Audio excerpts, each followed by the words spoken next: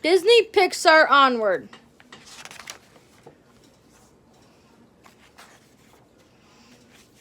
Once long ago, the world was filled with adventure and magic. From mighty quests and to everyday life wizards used magic for the good of all. But learning to cast spells was challenging. Modern technology offered an easier option, so as the time went on, magic faded away.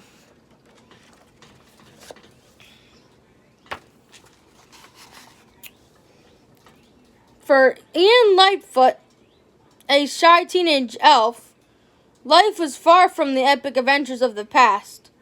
Meanwhile, Ian's brash big brother, Barley, was obsessed with magic and the days of old. He spent hours playing the game Quest of Yore and pretending new mushroom tins and ancient relics.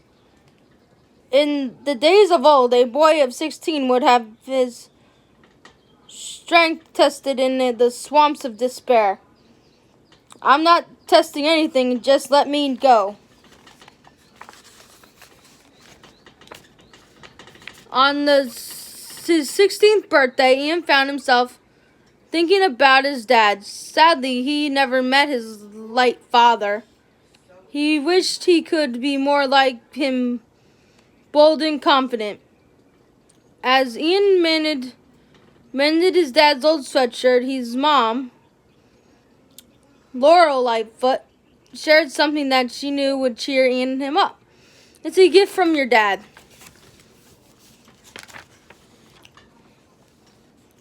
The gift was actually for Ian and Barley. Inside the package was a real wizard's staff, a rare phoenix gem, and then the visitation spell written by their dad. I don't believe this. The spell brings him back for one whole day. Dad will be back. Barley placed the gem in the staff and recited the spell. Only once in all we get. Grant me this rebirth till tomorrow's sun has set. One day to walk the earth. Suddenly nothing. Barley tried again and again, but it was no use.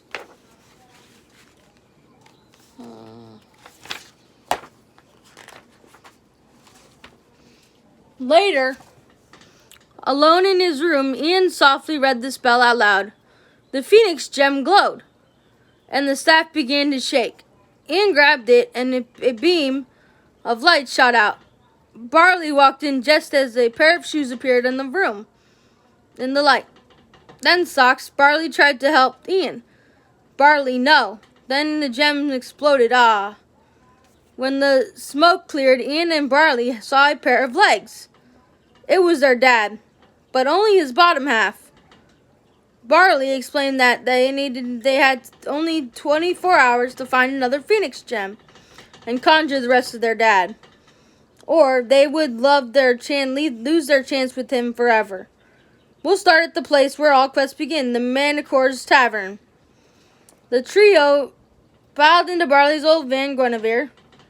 Ian was already making a list of all things he would do with his dad when he finally met his father. Meanwhile, Barley headed Ian in his Quest of Yore player's guide so he could practice new spells on the drive to the tavern. Whatever it takes, I am gonna meet my dad.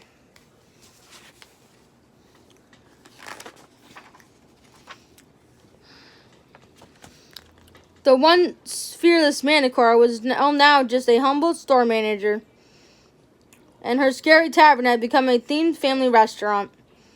She did have a map to a phoenix gem, but she refused to give it up. It was too big of a risk. She could lose her tavern if something went wrong. Nervous but determined, Ian reminded the Manicore that she used to take risks. The Manicore realized Ian was right. I used to be dangerous and wild, but what have I become? The Manicore spread her wings and blew fire. The Phoenix Gem map slipped through the Manicore's fingers, and the flames destroyed it. Ian spotted the wooden beam falling toward Dad, and tried to levitate the levitation spell. Aloft Elavar. The beam stopped in midair. Barley grabbed Dad and escaped the burning tavern just in time.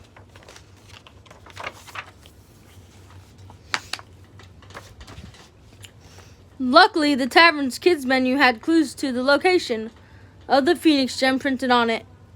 All they had to do was drive to a mountain called Raven's Point. Ian said they should take the expressway to get there faster, but Barley wanted to take the path of peril.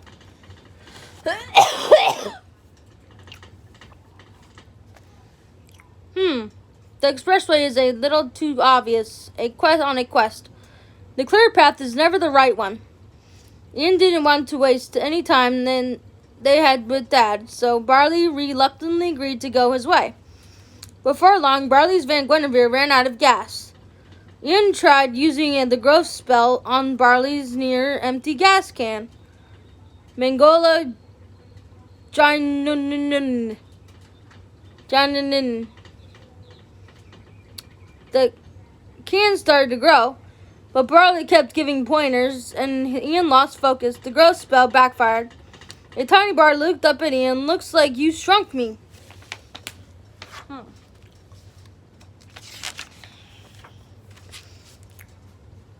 The effect would eventually wear off, but until then, they had to find the nearest gas station. As Ian paid for the gas, a pack of tough-talking sprites in leather jackets rolled in motorcycles.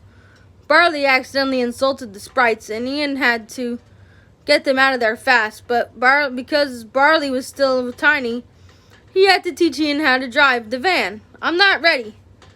You'll never be ready. Merge. Ian slammed his foot down on the gas pedal and, with his brother's help, got them back on the expressway. The sprites chased them, but Ian swerved across several lanes of traffic, finally getting away.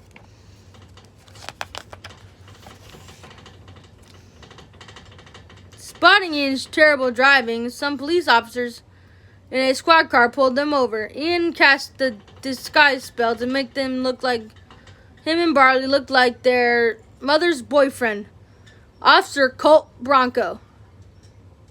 As long as you don't tell a lie, the spell will be fine. They were about to get away when one of the officers commented that Barley was a real screw-up.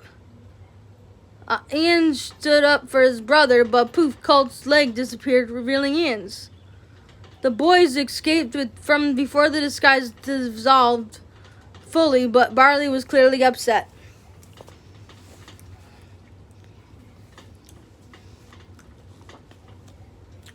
Barley, I didn't know what happened back there, but I don't think you're a screw-up. But Barley knew magic didn't lie. The brothers argued until they noticed Dad's dancing to the vibration of the music playing in the van. Dad shuffled and shimmied his way over and got his boys to dance along too. Even though their fight was over, Barley was still hurt. It was not fair for you to call me a screw-up if you didn't give me a chance to get something right. Just do one thing my way. Ian finally understood and agreed to take Barley's path of peril.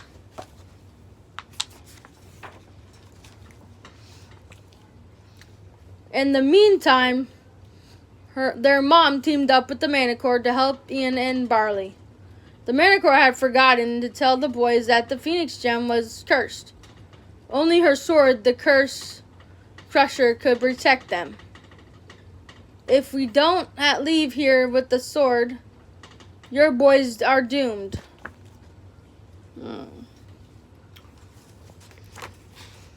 After driving all night along the path of peril, Ian and Barley stopped at the edge of a wide chasm with a drawbridge on the other side. The only way across was for Ian to conjure an invisible truss bridge. With Barley's encouragement, Ian learned to trust his own ability and made him it safely to the other side. While the boys celebrated, Barley spotted a statue of a raven. It was pointing toward the raven statue. More raven statues in the distance. Raven's Point wasn't a mountain. They needed to follow where the ravens were pointing. Barley's path to peril had been the right path all along.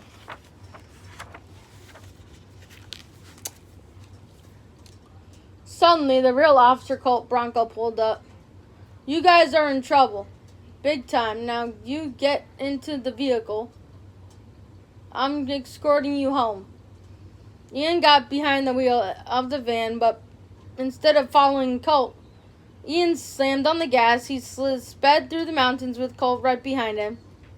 Joined by more cop cars. Ian turned down a narrow road and came to a dead end. Then Barley made a difficult decision. He pointed his beloved Guinevere at a pile of boulders, put a rock on her gas pedal, and jumped out of the way. The van soared through the air and slammed into the rocks, then flipped over and was covered in boulders. The road was completely blocked. "See? She was just a beat-up old van. Come on, we gotta go."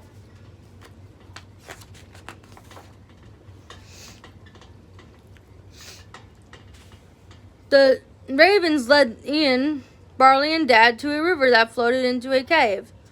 Ian turned on one of Barley's cheese puff snacks into a raft. Then he cast the velocity spell, and they sped across the water. Later, the river led the boys and their dad through the final gauntlet. A series of bloody booby traps, including a tall silo that was filling with water.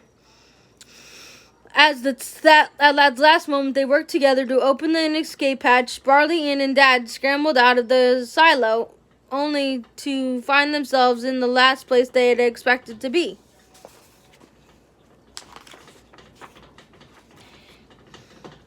They were in New Mushroomton. Ian's heart sank. They'd followed Barley's path to peril and ended up right back where they started. Their chance with Dad would soon be over. Ian lashed out at his brother.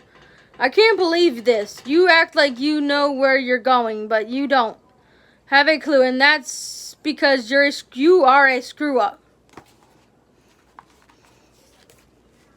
Ian led Dad toward the park, leaving Barley behind. At the park, Ian sat next to his dad and pulled out a rumpled piece of paper. It was the last list of things he'd wanted them to do together. But he realized something. He'd already done everything on the list. Not with Dad, but with Barley. Barley had always been there for Ian. Now it was Ian's turn to be there for him. Back in the center of town, Barley noticed a hole at the top of the ancient fountain.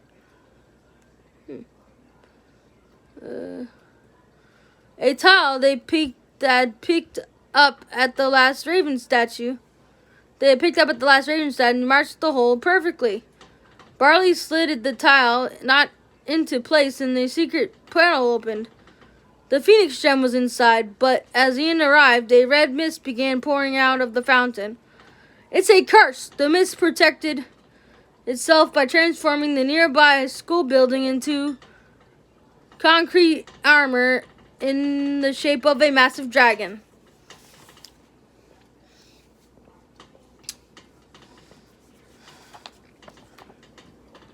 When the dragon flew toward the boys, Barley saw a dark shape swoop down from the sky. Barley recognized it first. The Manicore. Ian squinted to get a better look. "Mom?" Their mom stood heroically on the Manicore's back while the Manicore held her Course Crusher sword. Their mom shouted down to them, "It's okay, boys. Go see your father."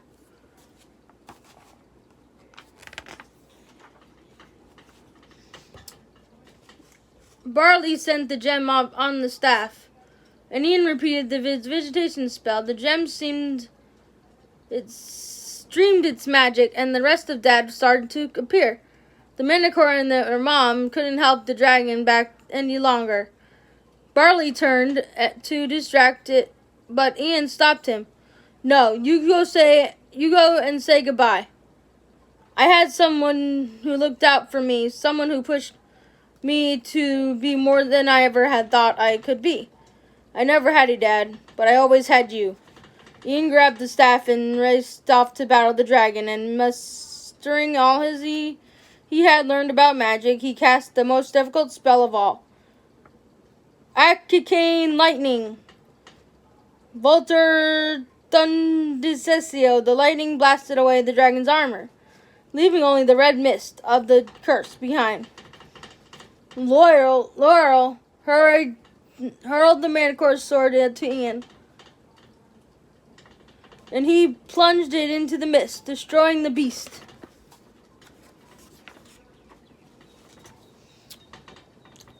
Then a bright light flashed. Ian crawled through the rubble to see what was happening. Finding a small opening in the debris, he peeked through. At the top of the hill stood Dad, laughing and talking with Barley. As the sun set over the horizon, Dad pulled Barley into his arms before slowly fading away. Barley climbed down the hill to help Ian from the rubble. He told his brother how proud their dad was of the person Ian had become. Ian was touched. Well, I owe you an awful lot of that to you, Barley smiled. He's kind of said that too. Oh, and he told me to give you this. Barley wrapped his arms around Ian, pulling him into a big hug.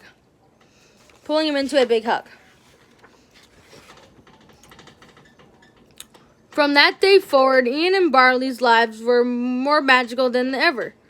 Barley got a new van named Guinevere II, and the two brothers debated which path to take on their next quest.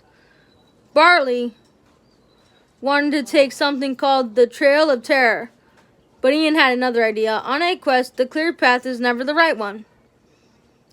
Powered by Ian's magic, Guinevere II rose off the pavement, flew toward the horizon, and carried the brothers onward to their next adventure. Yee-haw!